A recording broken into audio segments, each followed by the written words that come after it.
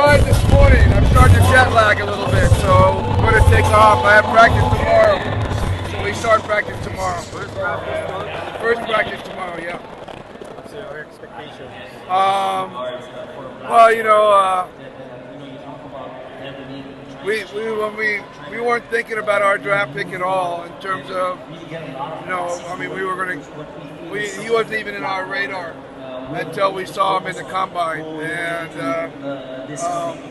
you know, it's funny because my son proposed to his wife, to his girlfriend in the States, so I went back to the States for the ceremony. And so they were sending me videos. So I was watching our videos and the games of the combine, and I really liked this kid that was playing. Then when I flew back here, I arrived in the morning, I looked up in the news, and I found out that he won the MVP.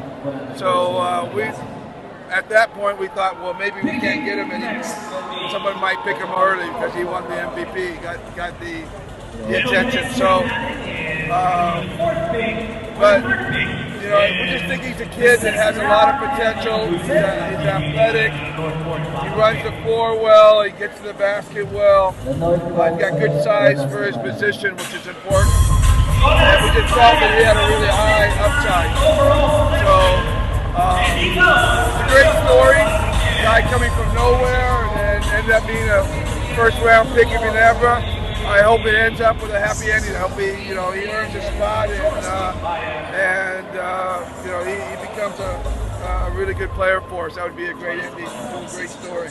Coach, did the same decision making go for Barasi as well? Because Barasi impressed in the draft combine as well. Is that yeah, well, we just like the way Barasi.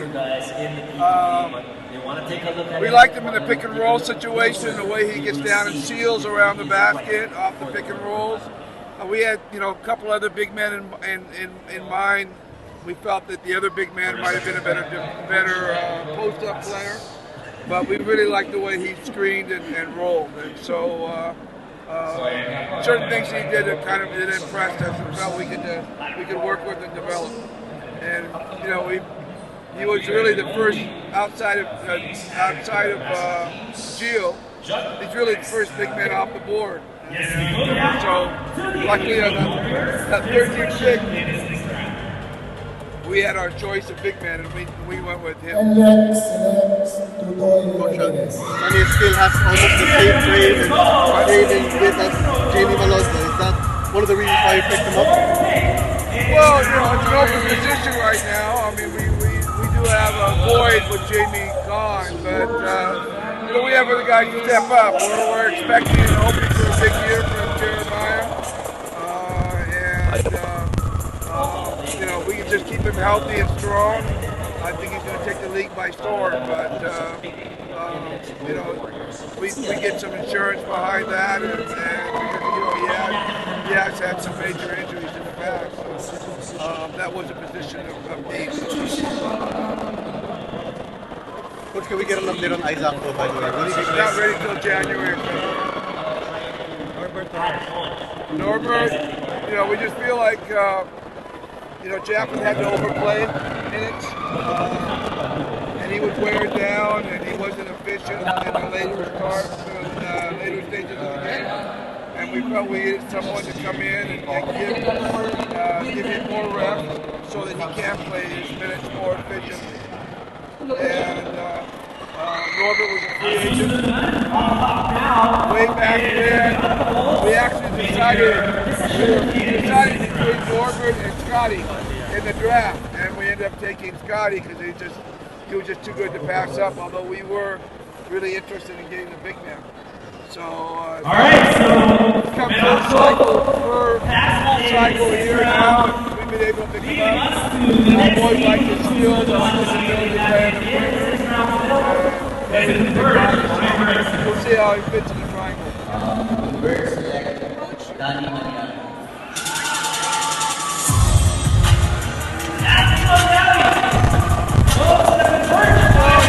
It's a logical pick for us. Collier went to Magnolia with LA, so we had to keep the balance of the coaching staff, so we requested Johnny to come back to us. Johnny was with me for obviously Alaska as a player, but also 5 years with me at Pure Foods, also as an assistant coach. So he and I know each other really, really well. I mean, we have a great relationship. He's one of the few guys out there that really understands the triangle and can not only understands it but can teach it.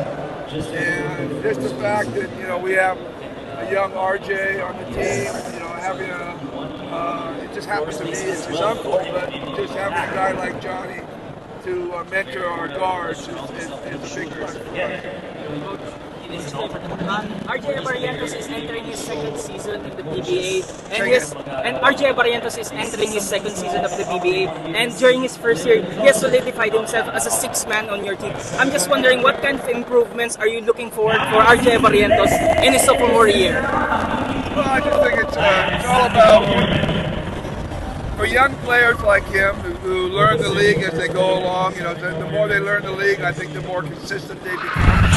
Understanding what they can do, what they can't do. So,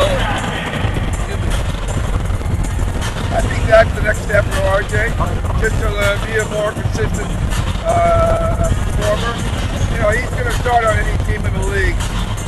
It's just that we just love his energy coming off the bench and the tempo he changes, and there's so many things about it that works out for us coming off the bench. But eventually he's going to be a starter on our team, and even coming off the bench, he's going to be not, it's really, I think for players, not if they start, it's if they finish. And RJ's always going to be out there in the finish. Thank you.